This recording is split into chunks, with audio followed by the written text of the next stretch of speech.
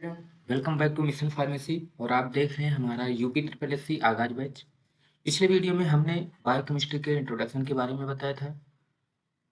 आज हम पढ़ेंगे कार्बोहाइड्रेट्स के बारे में, उसके क्लासिफिकेशन के बारे में, उसके डिफिनीशन, उसके क्लासिफिकेशन और comparison of different type carbohydrates. इन सब के बारे में हम आज इस वीडियो में पढ़ेंगे। तो हम स्टार्ट करते हैं। सबसे पहले इंट्रोडक्शन ऑफ कार्बोहाइड्रेट। कार्बोहाइड्रेट क्या होते हैं? कार्बोहाइड्रेट जो होते हैं वो ऑर्गेनिक कंपाउंड होते हैं। वो बने होते हैं carbon carbon hydrogen and oxygen. Carbon, hydrogen और ऑक्सीजन के बने होते हैं। जनरल फार्मूला क्या होता है? CH2O का होल n। CH2O का whole n।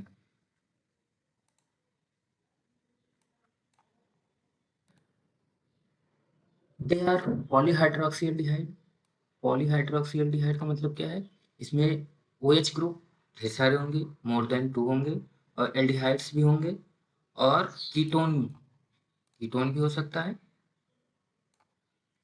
Are Ds on hydrolysis, मतलब कोई भी कंपाउंड जिसमें मोर देन 2 हाइड्रोक्सी ग्रुप हो और एल्डिहाइड या कीटोन ग्रुप हो, या फिर उसके ब्रेकडाउन के बाद, उसके हाइड्रोलिसिस के बाद ये सारी चीजें मिले, तो उसको बोला जाता है कार्बोहाइड्रेट्स।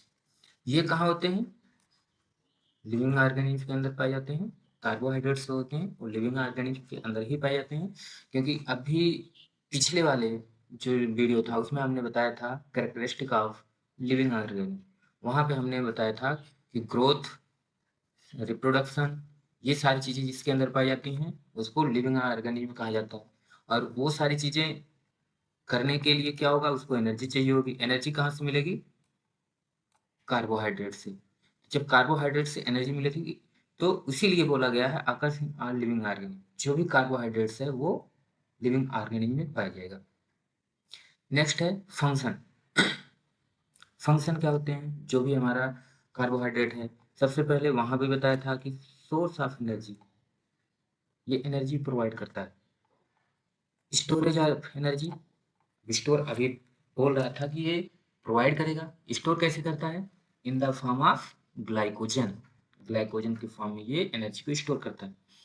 स्ट्रक्चरल कंपोनेंट, कोई भी सेल स्ट्रक्चर है वो बनाने के लिए लिपिड या प्रोटीन के साथ मिलकर बनाते हैं। जैसे ग्लाइकोप्रोटीन, जो ग्लाइकोप्रोटीन है ग्लाइकोजन या ग्लूकोज और प्रोटीन दोनों मिलकर बनाते हैं।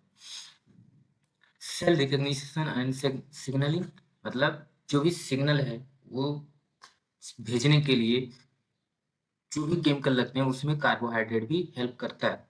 जिस तरीके से हमारा प्रोटीन था, हमारा एंजाइम था, वो भी मदद करते हैं हमारे सिग्नलिंग में, उसी तरीके से हमारा कार्बोहाइड्रेट भी सेल सिग्नलिंग में मदद करता है। Sparing action of protein. Sparing मतलब बचाव। प्रोटीन के बचाव के लिए भी कार्बोहाइड्रेट यूज होता है। नेक्स्ट है एड इन फैट मेटाबॉलिज्म। फैट मेटाबॉलिज्म के रूप में को भी ये हेल्प करता है, उसके मेटाबॉलिज्म में हेल्प करता है। और डिटॉक्सिफिकेशन। डिटॉक्सिफिकेशन मतलब टॉक्सिक सब्सटेंस को बॉडी से बाहर निकालता है। जैसे ग्लूक्रोनिक एसिड, ये टॉक्सिसिटी कॉज करता है, तो इसको निकालने में हेल्प करता है। नेक्स्ट आता है कि हमारा जो कार्बोहाइड्रेट्स है वो डिफाइन कैसे करेंगे और कितने टाइप के होते हैं। पहले हम क्लासिफिकेशन में देखते हैं कि जो कार्बोहाइड्रेट हैं वो 3 टाइप के, मोनोसेकेराइड, डाइसेकेराइड और पॉलीसेकेराइड, ये ओलिगोसेकेराइड बोला जाता है। अब जो ओलिगोसेकेराइड है उसमें जो शुगर मॉलिक्यूल है वो 2 से 10 मॉलिक्यूल निकलेंगे। जैसे हमने क्या किया, मोनोसेकेराइड लिया, मोनोसेकेराइड का हाइड्रोलिसिस किया। अगर मोनोसेकेराइड का हाइड्रोलिसिस करते हैं तो वो ब्रेक डाउन हो जाता है, वो कोई नेक्स्ट कार्बोहाइड्रेट नहीं बनाता है। लेकिन ओलिगोसेकेराइड जो होता है इसका जब हाइड्रोलिसिस किया जाता है, इसमें 2 to 10 शुगर यूनिट फॉर्म होते हैं। 2 to 10 शुगर यूनिट। जैसे डाइसेकेराइड है तो 2 मोनोसेकेराइड, इसके ब्रेकडाउन के बाद 2 मोनोसेकेराइड बनेगा। सुक्रोज है, ये डाइसेकेराइड है, लैक्टोज और माल्टोज बनता है। और ट्राइसेकेराइड में क्या है, 3 यूनिट बनेंगे मोनोसेकेराइड जैसे रेफिनोज। तो इसी तरीके से हमारा जो मोनोसेकेराइड है, जैसे एल्डोज है, ग्लूकोज या गलेक्टोज, इसमें एल्डिहाइड ग्रुप पाया जाता है, और कीटोज जो है उसमें कीटोन ग्रुप पाया जाता है, फ्रक्टोज जैसे। अब याद करने का तरीका, कंफ्यूजन क्या होता है कि ग्लूकोज में एल्डिहाइड है या कीटोन है, या फ्रक्टोज में एल्डिहाइड या कीटोन है। तो याद करने का तरीका है, ग्लूकोज में यल आ रहा है, ग्लूकोज में यल आ रहा है, यल से एल्डिहाइड, कीटोन में टी आ रहा है, फ्रक्टोज में टी आ रहा है। यहाँ से टी टी से याद सिमिलरिटी करके याद कर लेना, कीटोज किस में है, फ्रक्टोज में। तो हमारा जो मोनोसेकेराइड है उसका ब्रेकडाउन होता है, लेकिन उसके बाद कोई भी शुगर मॉलिक्यूल नहीं बनता। इसी से इसका डिफिनीशन दिया गया है कि जो मोनोसेकेराइड है वो क्या है, simplest form of carbohydrates that can be hydrolysed, that can not be hydrolysed into smaller unit. मतलब ये ऐसा सिंपलेस्ट कार्बोहाइड्रेट है मोनोसेकेराइड कि उसका हाइड्रोलिसिस करने के बाद कोई भी स्मॉलर यूनिट नहीं बनता है। ऑलिगोसेकेराइड, ऑलिगोसेकेराइड जो है कार्बोहाइड्रेट दैट yield 2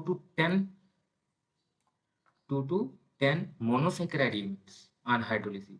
जब इसका हाइड्रोलिसिस करेंगे तो 2 से 10 मोनोसेकेराइड यूनिट्स ऑब्टेन होंगे। Polysaccharide high molecular weight on hydrolysis form more than 10 monosaccharide unit, more than 10 monosaccharide unit। मतलब हमारा जो मोनोसेकेराइड है हाइड्रोलिसिस के बाद वो सिंपलेस्ट फॉर्म ऑफ कार्बोहाइड्रेट है, उसका हाइड्रोलिसिस नहीं होगा, और वो अगर हाइड्रोलाइज होगा तो वो स्मॉलर यूनिट में नहीं बदलेगा, जैसे कि डाइसेकेराइड वगैरह बन रहे हैं। ऑलिगोसेकेराइड क्या है, इसका हाइड्रोलाइज होगा, ये हाइड्रोलाइज होने के बाद 2 to 10 मोनोसेकेराइड यूनिट फॉर्म करेगा। Polysaccharide more than 10 monosaccharide unit form करेगा। अब देख सकते हैं मोनोसेकेराइड की स्ट्रक्चर, एक ये है ओपन चेन फॉर्म और दूसरा है साइक्लिक फॉर्म। जो कार्बोहाइड्रेट्स होता है उसमें पॉलीहाइड्रोक्सी शब्द यूज किया था, ये है पॉलीहाइड्रोक्सी, एक यहाँ पे, एक यहाँ पे, एक यहाँ पे, यहाँ पे, यहाँ पे, 1 2 3 4 5 और एक 6। 6 क्या है हमारे, 6 1 2 3 4 5 6।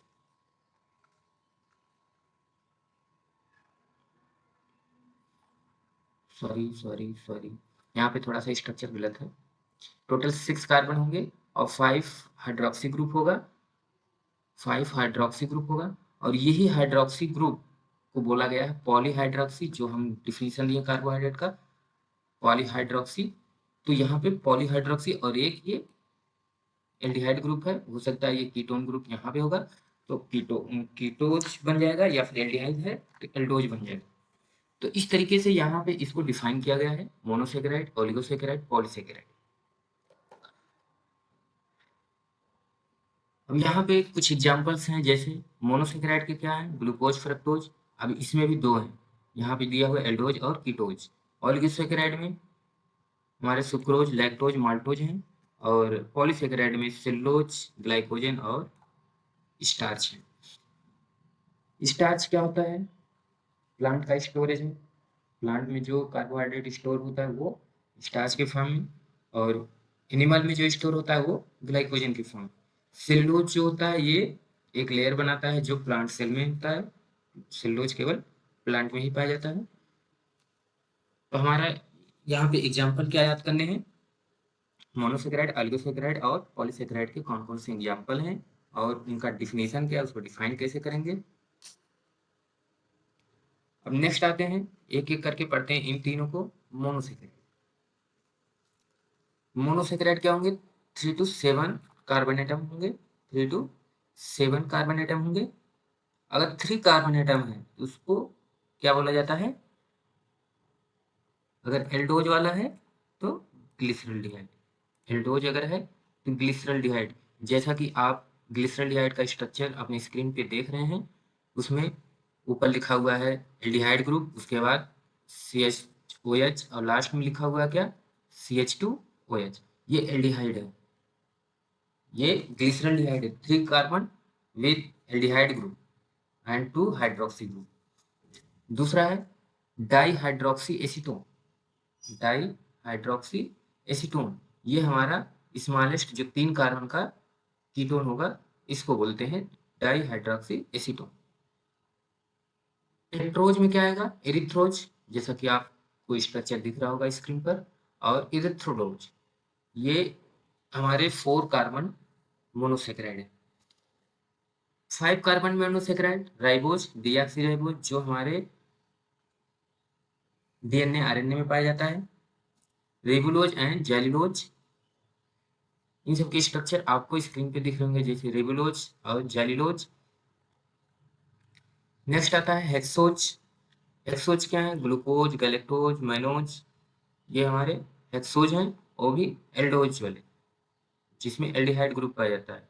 और फ्रक्टोज जो है वो कीटोज है, जिसमें कीटोन ग्रुप पाया जाता है। 7 में सेडोहेप्टुलोज, सेडोहेप्टुलोज जो 7 मेंबर्ड होता है और उसमें एल्डिहाइड ग्रुप ही पाया जाता है। तो ये मोनोसेकेराइड के एग्जाम्पल है। अब इसमें भी कुछ होता है, जैसे डी और ये लाइसिन, डी और ये लाइसिन। अब जो हमारे ग्लूकोज हैं, जैसे डी ग्लूकोज, एल ग्लूकोज, और आपने देखा होगा लोगों को ड्रिप चढ़ाई जाती है, उसमें बोला जाता है डेक्सट्रोज। वो है क्या चीज, उसको डेक्सट्रोज क्यों बोला गया, उसका सिंपल सा फॉर्म है कि जो उसका कॉन्फ़िगरेशन है वो क्या है, डी है। जैसे डेक्सट्रोज है तो डी कॉन्फ़िगरेशन है, लियो है तो वो एल कॉन्फ़िगरेशन। अब इसको कैसे पता करेंगे कि ये डेक्सट्रोज है या लियो है, हम इसको कंपेयर करेंगे ग्लिसरॉल्डिहाइड से। कहाँ से, ग्लिसरॉल्डिहाइड। अगर ग्लिसरॉल्डिहाइड में जो लास्ट का सेकंड वाला है, लास्ट कार्बन का सेकंड कार्बन, मतलब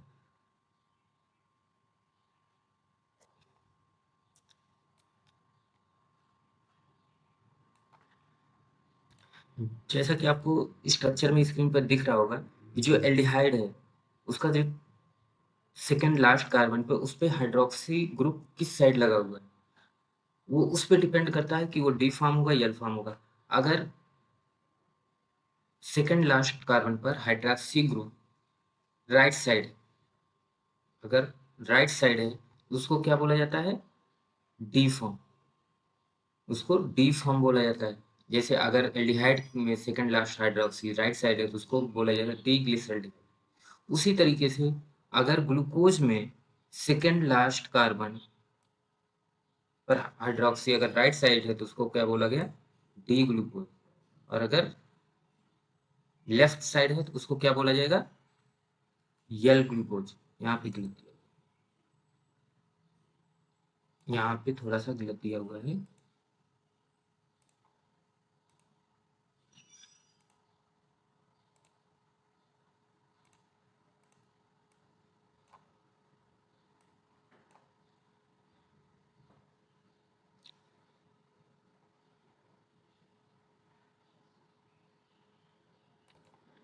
जैसा कि आपको दिख रहा है यहाँ पर डी और एल, हम यहाँ पे देख रहे हैं कि जो हमारा हाइड्रोक्सी ग्रुप है अगर राइट साइड है तो उसको बोला गया है डी ग्लूकोज।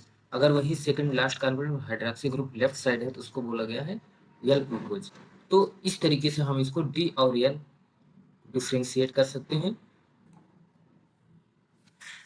नेक्स्ट आते हैं हमारा डाइसेकेराइड।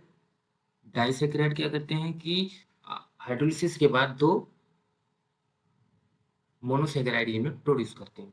जैसे हमारे पास है माल्टोज, हमारे पास क्या है, माल्टोज है, यहाँ पे माल्टोज है। अब यहाँ पूछा जाता है माल्टोज का जब हाइड्रोलिसिस होगा तो उसमें क्या क्या बनते हैं, तो उसमें बनता है दो ग्लूकोज। याद रखने वाली बात ये यहाँ पे यही है कि माल्टोज के हाइड्रोलिसिस में क्या निकलता है? 2 ग्लूकोज यूनिट। लैक्टोज में एक गैलेक्टोज और एक ग्लूकोज यूनिट, और सुक्रोज में ग्लूकोज और फ्रक्टोज यूनिट, ये हमें ऑब्टेन होते हैं। अब दूसरा क्वेश्चन क्या पूछता है कि जो ग्लाइकोसिडिक लिंकेज है, मतलब दो ग्लूकोज या फिर दो मोनोसेकेराइड जब आपस में अटैच होते हैं तो वो बांड से अटैच होते हैं। उनका जो बांड लिंकेज है वो क्या है? 1,4 लिंकेज होता है। 1 और 4 लिंकेज, मतलब जैसे ये कार्बोहाइड्रेट्स हैं, जैसे ये साइक्लिक कंपाउंड है, कार्बोहाइड्रेट्स हैं, और यहाँ का ये पहला कार्बन, पहले मॉलिक्यूल का पहला कार्बन और दूसरे मॉलिक्यूल का चौथा कार्बन, फोर्थ पोजीशन, वहां पे जो लिंकेज होगा उसको बोला जाता है 1,4 लिंकेज। 1 और 4 लिंकेज। दूसरे में 1,4 लिंकेज, लैक्टोज में भी 1,4 लिंकेज।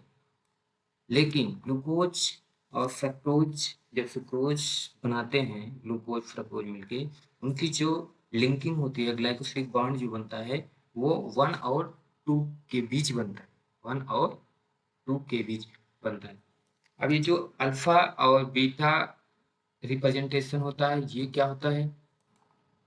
ये होता है हमारा, अगर हाइड्रॉक्सी ग्रुप जो है, जो ये OH ग्रुप है, ये बिलो प्लेन हो जाए, प्लेन के नीचे हो जाए, तो उसको बोला जाता है अल्फा। अगर प्लेन के ऊपर हो जाए तो उसको बोला जाता है बीटा। ये एक तरह का, जब 3D हम देखेंगे स्ट्रक्चर, जो कि 3D के अनुसार ही हमें पता चल पाता है कि ये बीटा है या अल्फा है। अगर प्लेन के नीचे जा रहा है तो उसको बोलते हैं अल्फा, अगर प्लेन के ऊपर आ रहा है तो उसको बोलते हैं बीटा।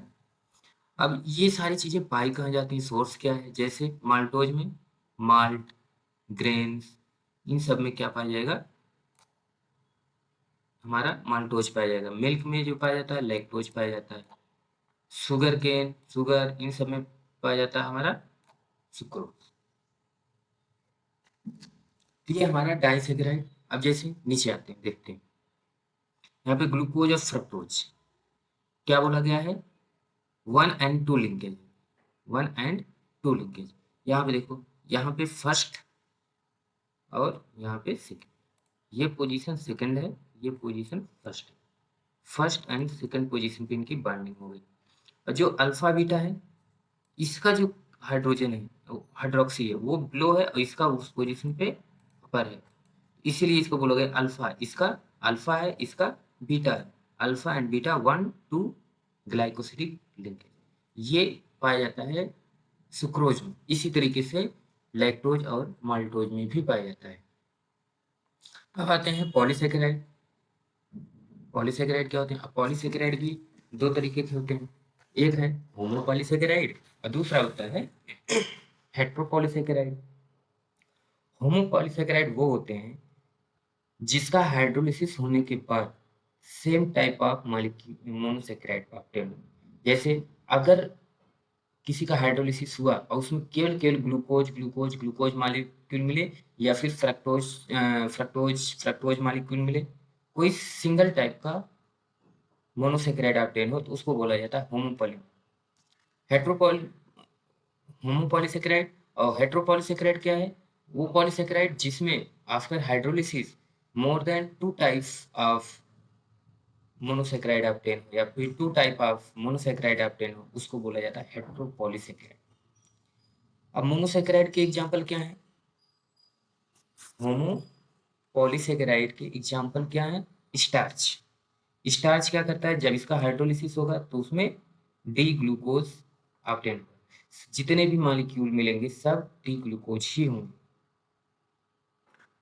ग्लाइकोजन, ग्लाइकोजन ग्लाइकोजन में भी डी ग्लूकोज, सेलुलोज में भी डी ग्लूकोज। सेलुलोज और ग्लाइकोजन में क्या अंतर है? जो ग्लाइकोजन होता है वो डी ग्लूकोज तो पाया ही जाता है, साथ में हाईली ब्रांच्ड होते हैं, उसमें ब्रांचिंग ज़्यादा पाई जाती है।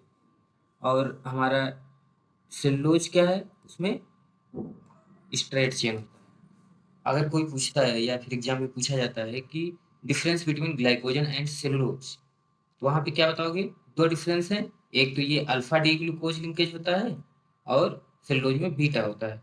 और ग्लाइकोजन हाईली ब्रांच्ड होते हैं और सेलुलोज स्ट्रेट चेन होते हैं। और हमारा जो एमाइलेज है,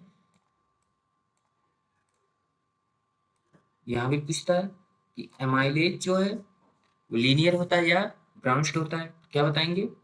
लीनियर होता है। एमाइलोपेक्टिन ब्रांच्ड होता है। ये एमाइलेज सेलेब्री एमाइलेज होता है जो सलाइवा से निकलता है, डाइजेशन में हेल्प करता है। एक तरह का कार्बोहाइड्रेट ही है। कौन सा कार्बोहाइड्रेट? पॉलीसेकेराइड। कौन से टाइप का? होमोपॉलीसेकेराइड। हेट्रोपॉलीसेकेराइड, यहाँ पे एग्जांपल दिया गया है ग्लाइकोसामीन और ग्लाइकोसामीन। दूसरा हाइड्रोक्लोरिक एसिड, हाइड्रोक्लोरिक एसिड और कॉन्ड्रा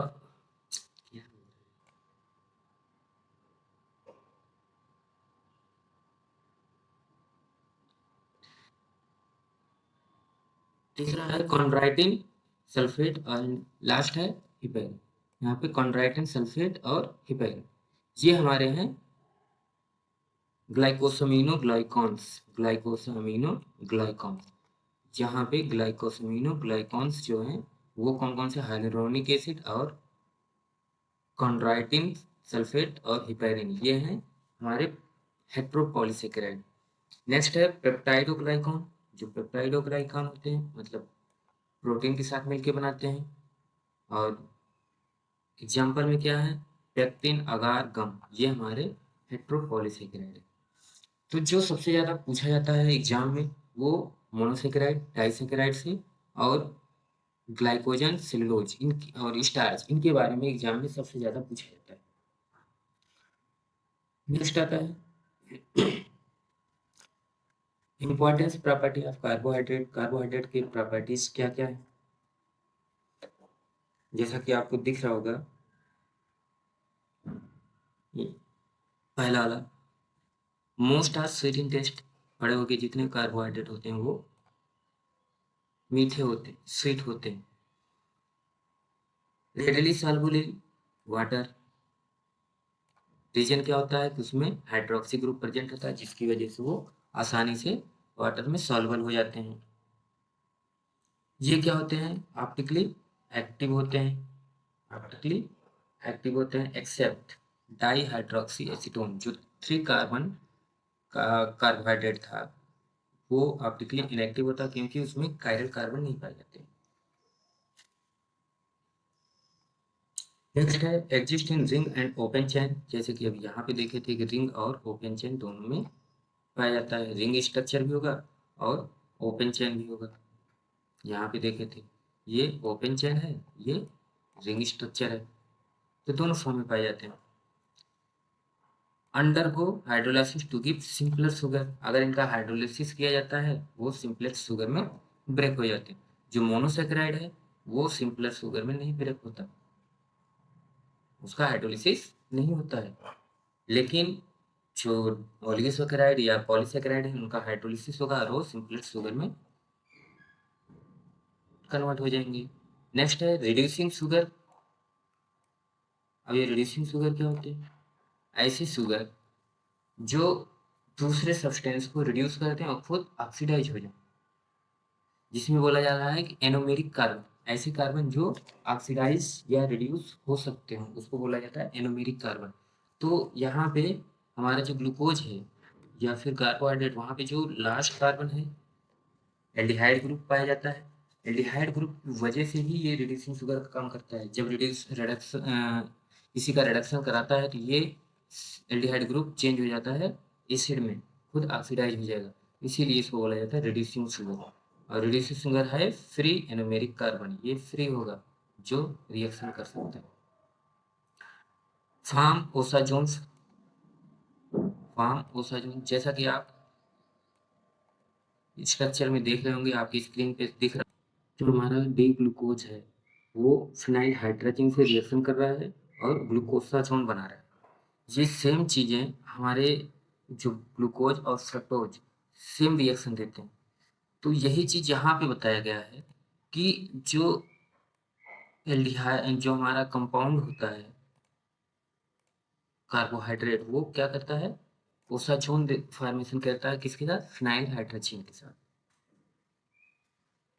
नेक्स्ट है डिहाइड्रेशन विद स्ट्रॉन्ग एसिड सल्फ्यूरल बनेगा। जब उसका डिहाइड्रेशन कराया जाता है तो वहाँ पे सल्फ्यूरल फॉर्मेशन होता है। जैसा कि आपको स्क्रीन पे जो ग्लूकोज है वो उसका जब डिहाइड्रेशन किया गया है तो सल्फ्यूरल बना है। लेकिन अगर 6 कार्बन का जो कार्बोहाइड्रेट होगा उसमें 5 हाइड्रोक्सी मेथाइल सल्फ्यूरल बनेगा। और अगर हम 5 मेंबर कार्बोहाइड्रेट का करेंगे तो वो बनेगा फॉस्फोरल। लेकिन 6 का 5 हाइड्रोक्सी फॉस्फोरल। ये हमारा जो कंपाउंड्स हैं ये फॉर्मेशन करते हैं। इसी से हमें आइडेंटिफिकेशन टेस्ट भी किया जाता है इनका कि हमारा जो कंपाउंड है वो कौन सा वाला है। तो जहाँ पे क्या बता सकते हैं कि डिहाइड्रेशन जब होगा किसके साथ? स्ट्रॉन्ग एसिड के साथ, वो बनाएंगे फॉस्फोरल। किसके लिए? पेंटोज के लिए। यहाँ पे देखो लिखा हुआ है पेंटोज के लिए फॉस्फोरल और हेक्सोज के लिए 5 हाइड्रोक्सी मेथाइल फॉस्फोरल। ये हमारा फॉर्मेशन करते हैं। अब आता है रिड्यूसिंग और नॉन रिड्यूसिंग में अंतर क्या होता है? रिड्यूसिंग और नॉन रिड्यूसिंग यहाँ पे देख सकते हो। रिड्यूसिंग शुगर क्या होता है? हाई फ्री एनोमेरिक कार्बन, मतलब जो एनोमेरिक कार्बन है वो फ्री होंगे जिसका जिसकी वजह से उनका रिएक्शन कंप्लीट होगा। वो अपना रिडक्शन और ऑक्सीडेशन प्रोसेस में इन्वॉल्व हो जाते हैं। Reducing sugar. Non reducing anomeric carbon involve in glycosidic linkage. अगर ये जो एनोमेरिक कार्बन जैसे एल्डिहाइड कीटोन है ये अगर ग्लाइकोसिडिक लिंकेज में इन्वॉल्व हो गए तो वो नॉन रिड्यूसिंग शुगर कहलाएंगे। उनका रिडक्शन या ऑक्सीडेशन नहीं होता है। जैसे हमारे रिड्यूसिंग शुगर में आ जाते हैं glucose, lactose, maltose. Non reducing में आ जाते हैं सुक्रोज। इनका रिडक्शन ऑक्सीडेशन नहीं हो पाता है। तो यही डिफरेंस होता है किसके बेस पे? Anomeric carbon. एनोमेरिक कार्बन के आधार पे ही हम बताएंगे कोई कार्बोहाइड्रेट रिड्यूसिंग है या कोई कार्बोहाइड्रेट नॉन रिड्यूसिंग है। नेक्स्ट आता है comparison of polysaccharide. Comparison of polysaccharide. तो हम कंपैरिजन देखते हैं कि जो प्रॉपर्टीज में कौन कौन सी प्रॉपर्टी है और उन प्रॉपर्टी में हमारे जो पॉलीसेकेराइड है उसमें अंतर क्या आता है। जैसे मोनोमर, अगर स्टार्च का हाइड्रोलिसिस कराया जाएगा तो कौन सा मोनोमर बनेगा? वो है अल्फा डी ग्लूकोज। ग्लाइकोजन में भी अल्फा डी ग्लूकोज। सेलुलोज में क्या बनेगा? Alpha beta D glucose. यहाँ पे बीटा डी ग्लूकोज, यहाँ पे अल्फा डी ग्लूकोज, यहाँ पे भी अल्फा डी ग्लूकोज। स्ट्रक्चर में क्या होगा? एमाइलेज और एमाइलोपेक्टिन ये पाए जाते हैं। जो कि एमाइलेज क्या होता है? लीनियर होता है। एमाइलोपेक्टिन जो होता है वो ब्रांच्ड होता है। एमाइलेज लीनियर होता है, एमाइलोपेक्टिन ब्रांच्ड होता है। हमारा ग्लाइकोजन जो होता है हाईली ब्रांच्ड होता है। सेलुलोज क्या? लीनियर और अनब्रांच, लीनियर और अनब्रांच्ड होते हैं सेलुलोज। हम आते हैं नेक्स्ट ग्लाइकोसिडिक बॉन्ड किसके किसके बीच पाया जाता है? जो स्टार्च होता है उसमें अल्फा 1,4 या फिर 1,6 ग्लाइकोसिडिक लिंकेज होगा। ग्लाइकोजन में जो होता है अल्फा 1,4 या अल्फा 1,6 होगा। लेकिन हमारा जो सेलुलोज होता है उसमें बीटा 1,4 ग्लाइकोसिडिक लिंकेज होता है। अकरेंस कहाँ पाया जाता है? अभी बताया था थोड़ी देर पहले कि जो स्टार्च होता है वो प्लांट का स्टोरेज है। एनिमल में ग्लाइकोजन स्टोरेज के रूप में होता है और प्लांट सेल वॉल जो फॉर्मेशन करता है वो है सेलुलोज। फंक्शन क्या है? Energy storage in plant. हमारा जो स्टार्च है वो एनर्जी स्टोरेज इन प्लांट होगा और एनिमल में ग्लाइकोजन होगा। स्ट्रक्चरल कंपोनेंट का काम करता है सेल। सॉल्बिलिटी क्या है? इनसॉल्युबल, तीनों इनसॉल्युबल होंगे वाटर, तीनों इनसॉल्युबल होंगे water. Iodine test blue colour देगा स्टार्च, रेडिश कलर ब्राउन देगा हमारा ग्लाइकोजन, कोई कलर नहीं देगा सिल्वर। ये जो आयोडीन टेस्ट है ये आइडेंटिफिकेशन टेस्ट होता है कि हमारा जो कंपाउंड है वो स्टार्च है, ग्लाइकोजन है या सेलुलोज। नेक्स्ट आता है digestion, absorption. Digestion and absorption. Digestion क्या है? डाइटरी कार्बोहाइड्रेट है, जैसे स्टार्च, सुक्रोज, लैक्टोज, ये सब खाए। माउथ से ही डाइजेशन स्टार्ट हो जाता है, सिलेवरी एमाइलेज से। सिलेवरी एमाइलेज से ही स्टार्ट कर देगा। उसके बाद डाइजेशन इन स्मॉल इंटेस्टाइन। अब स्मॉल इंटेस्टाइन में होगा पैनक्रियाटिक एमाइलेज या डाइसैकेराइडेज, ये स्टार्ट होंगे, उनका एक्शन स्टार्ट होगा, जिससे हमारा डाइजेशन स्मॉल इंटेस्टाइन में स्टार्ट हो जाएगा। अब डाइजेशन क्या करते हैं कि ये जो डाइसैकेराइड्स हैं, पॉलीसैकेराइड्स हैं, उनको मोनोसैकेराइड जैसे ग्लूकोज, गैलेक्टोज, फ्रक्टोज, इसमें ब्रेक करेगा। और यही हमारा जो मोनोसैकेराइड है, ये स्मॉल इंटेस्टाइन से एब्जॉर्ब हो जाएंगे एक्टिव ट्रांसपोर्ट के थ्रू। एक्टिव ट्रांसपोर्ट के थ्रू इनका एब्जॉर्प्शन हो जाएगा। और ये ट्रांसपोर्ट इन ब्लड, जो भी हमारा कार्बोहाइड्रेट होगा, मोनोसैकेराइड्स होते हैं, उसके बाद इनका सर्कुलेशन स्टार्ट हो जाएगा ब्लड के थ्रू, और ये टिश्यू तक पहुंच जाएंगे, टेकन बाय टिश्यू। मतलब जब टिश्यू तक पहुंचेंगे, ये टिश्यू इन कार्बोहाइड्रेट को लेके एटीपी फॉर्मेशन शुरू करेगा, जिसको बोला जाता है ग्लाइकोलिसिस। ग्लाइकोलिसिस के बाद उनको एटीपी मिलना स्टार्ट हो जाएगा। तो इस तरीके से हमारा डाइजेशन एंड एब्जॉर्प्शन होता है। नेक्स्ट है फंक्शन इन बॉडी। क्या क्या काम है हमारे कार्बोहाइड्रेट के?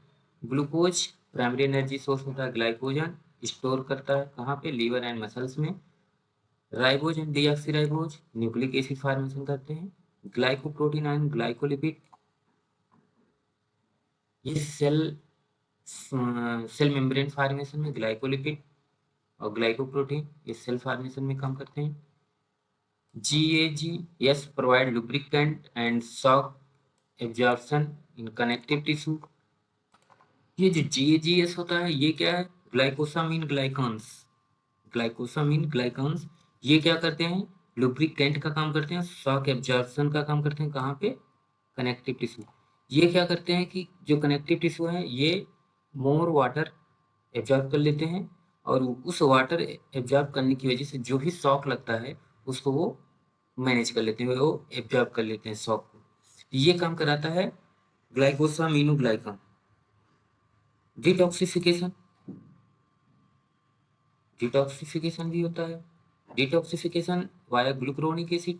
ग्लूक्रोनिक एसिड की वजह से, ग्लूक्रोनिक एसिड की तरह ही डिटॉक्सिफिकेशन कराएगा। हमारा लीवर जो ग्लूक्रोनिक एसिड बनाएगा और डिटॉक्सिफिकेशन कराएगा।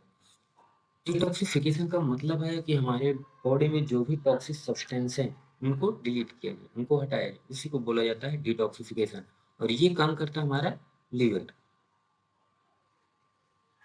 नेक्स्ट है की पॉइंट, जो याद करने के लिए जरूरी है, ये याद होना चाहिए, यहाँ से भी क्वेश्चन पूछे जा सकते हैं।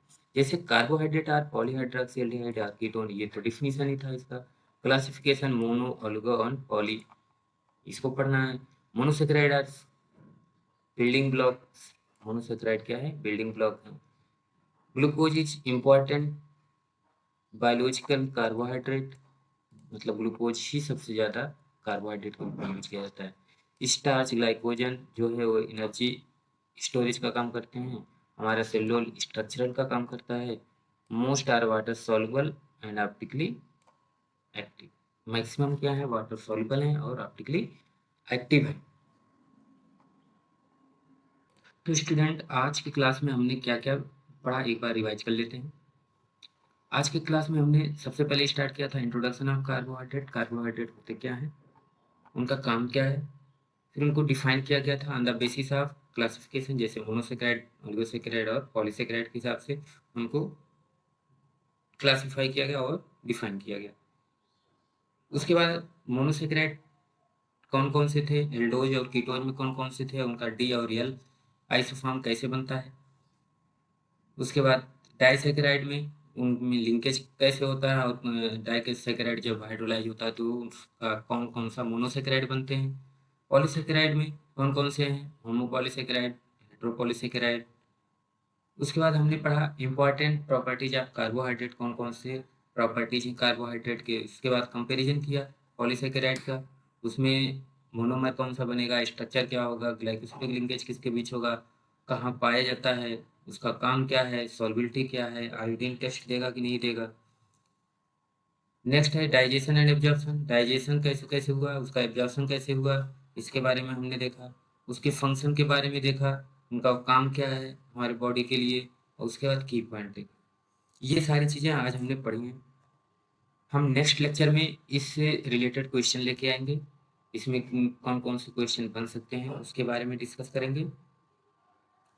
तो स्टूडेंट्स, आज की क्लास में हमने carbohydrate classification, monosaccharide, disaccharide, polysaccharide को डिटेल में पढ़ा। उम्मीद है कि आपको लेक्चर अच्छे से समझ आया होगा। अगर क्लासेस यूजफुल लगी हो तो वीडियो को लाइक करें, शेयर करें और चैनल मिशन फार्मेसी को सब्सक्राइब जरूर करें। मिलते हैं नई क्लास में with MCQ and new topic. Thank you.